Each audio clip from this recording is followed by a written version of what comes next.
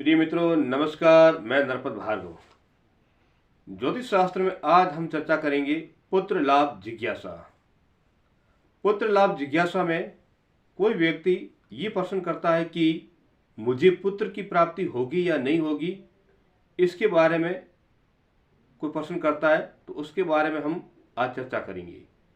तो इसको देखने के लिए ज्योतिष शास्त्र में सर्वप्रथम उस दिन की तिथि लिखी जाती है, तात्कालिक तिथि लिखी जाती है, यानी जिस समय प्रश्न पूछा जाता है उसी समय की तिथि पूछी जाती है, लिखी जाती है। उस तिथि को हम 4 से गुणा करेंगे। मान लीजिए उस दिन की तिथि पंचमी है, शुक्ल पक्ष की पंचमी तिथि है, तो उस पंचमी तिथि को हम 4 से गुणा करेंगे। 4 से गुणा करने पर 5 का 4 से गुणा करने पर 20 और उसमें एक और जोड़ेंगे तो ये हो जाएंगी 21। इसी प्रकार उस दिन का वार भी देखा जाएगा। मान लीजिए उस दिन का वार गुरुवार है, तो गुरुवार है, उसकी कर्म संख्या 5 आती है, क्योंकि वार की जो गणना होती है वो हमेशा रविवार से शुरुआत होती है। रविवार पहला, सोम दूसरा, मंगल तीसरा, बुध चौथा और गुरुवार पांचवा। इस प्रकार वार की जो संख्या है वो 5 हो गई। और उसी दिन योग देखा जाएगा कि योग कौन सा चल रहा है। मान लीजिए उस दिन का योग सुकर्मा नामक योग चल रहा है, जो कर्म संख्या 7 पर आता है, क्योंकि जो योग की गणना होगी वो विषकुंभ से होगी।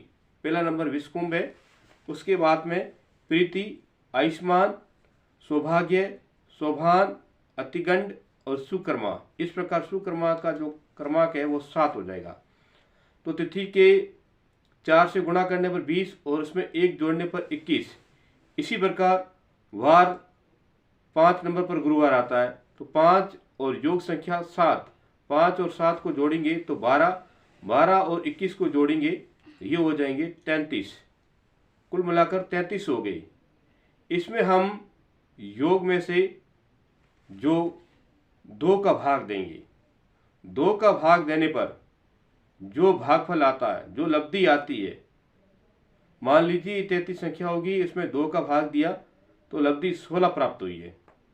तो 16 को हम, जो संख्या आई है उसको हम 3 से गुणा करेंगे, तो 16 तिया 48।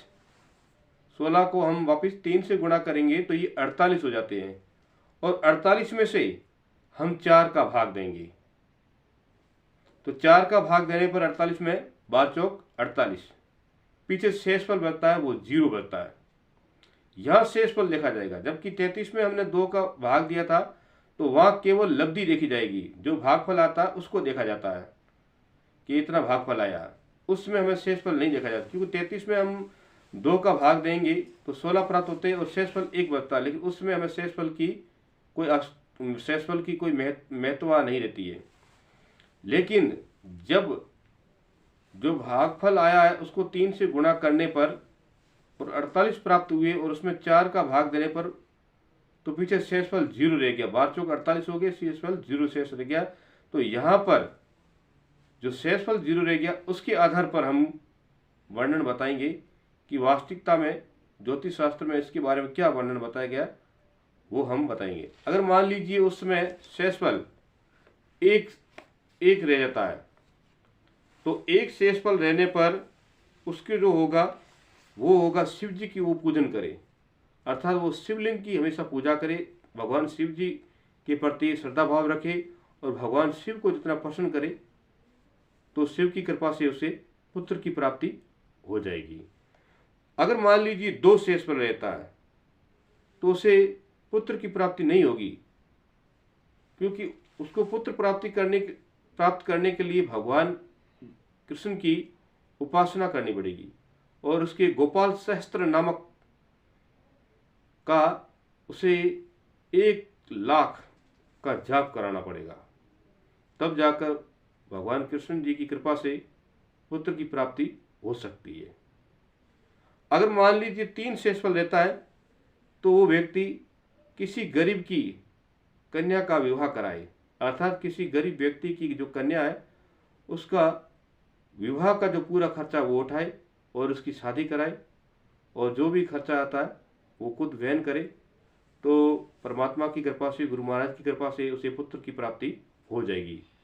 अगर शेषफल 0 रहता है तो उसे पुत्र की प्राप्ति शीघ्र होगी। इस प्रकार हम ज्योतिष शास्त्र में पुत्र प्राप्ति के बारे में देखते हैं और ये ज्योतिष शास्त्र में इसका वर्णन किया गया है। इसका सर्वप्रथम यही है, तत्कालीन तिथि को 4 से गुणा करना और 1 जोड़ना, और फिर वार संख्या का और योग, उसमें जो योग चल रहा है उस योग की संख्या का, इनको जोड़ करके फिर 2 का भाग देना। जो भागफल आता है उसको सीधा 3 से गुणा करना है और 3 से गुणा करने पर जो योग बनता है उसको 4 से भाग देना। जो शेषफल रहता है उसके आधार पर इसका वर्णन बताया जाता है। तो इस प्रकार ज्योतिष शास्त्र में इसके बारे में बताया गया है, जो कि मैंने आपको बताया। तो मेरा चैनल आपको पसंद आया हो तो सब्सक्राइब कीजिए, लाइक कीजिए, आगे से आगे शेयर कीजिए।